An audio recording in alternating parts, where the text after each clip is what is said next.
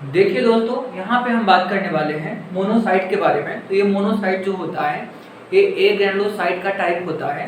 Lymphocyte और monocyte ये दोनों ए ग्रैनुलोसाइट का टाइप होता है। इसके बारे में, मोनोसाइट के बारे में कुछ पॉइंट हमने यहाँ पे डिस्कस करने वाले हैं। कुछ पॉइंट हम डिस्कस कर रहे हैं, जिसमें पहला पॉइंट क्या है कि ये जो होता है 4 से लेकर के 8% तक होता है टोटल ल्यूकोसाइट काउंट का। 4 से लेकर 8% तक होता है। इसका जो साइज होता है वो 12 से लेकर के 20 माइक्रोन मीटर तक इसका साइज होता है। और ये लार्जेस्ट होता है, लार्जेस्ट ब्लड कॉर्पस्कल होता है इसका। इसमें जो न्यूक्लियस होता है वो बीन शेप या किडनी शेप होता है।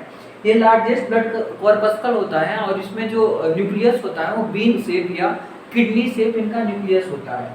इसके बाद लाइफ स्पैन के बारे में देखेंगे। लाइफ स्पैन जो है, जो ब्लड में होता है लाइफ, इसका लाइफ स्पैन ये 24 आवर्स होता है या उससे भी कम होता है, लेस देन 24 आवर्स होता है।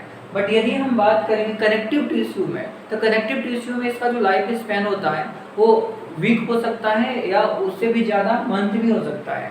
वीक से लेकर के इसका लाइफ स्पैन मंथ तक हो सकता है। कहाँ पे? जो कनेक्टिव टिश्यू में मोनोसाइट पाया जाता है उसमें।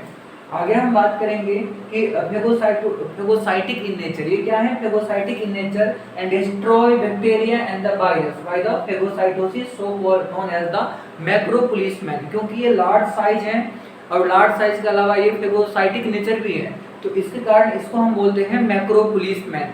और वहाँ पे जो न्यूट्रोफिल होता है, जो ग्रेनुलोसाइट का टाइप होता है, उसका साइज भी छोटा होता है और वो भी फेगोसाइटिक इन नेचर होता है, वो भी फेगोसाइटोसिस करता है। तो वहाँ पे उनको हम बोलते हैं माइक्रो पुलिसमैन। तो ये है मैक्रो पुलिसमैन और न्यूट्रोफिल क्या है? Micro policeman.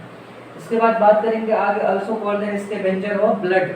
इसको हम स्कैवेंजर भी बोलते हैं क्योंकि ये जो मिन्यूट डेड जो ब्लड का कॉर्पस्कल होता है छोटा छोटा, उसको भी ये इंगल्फ करता है एज ए स्कैवेंजर।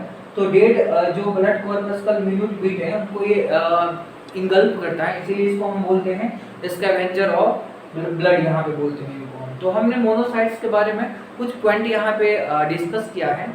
यदि ये वीडियो आपको थोड़ा सा भी इंफॉर्मेटिव लगा हो, मोनोसाइट के बारे में थोड़ा सा भी कुछ जानने को मिला हो, तो आप इसको लाइक और सब्सक्राइब कर देना। Thank you.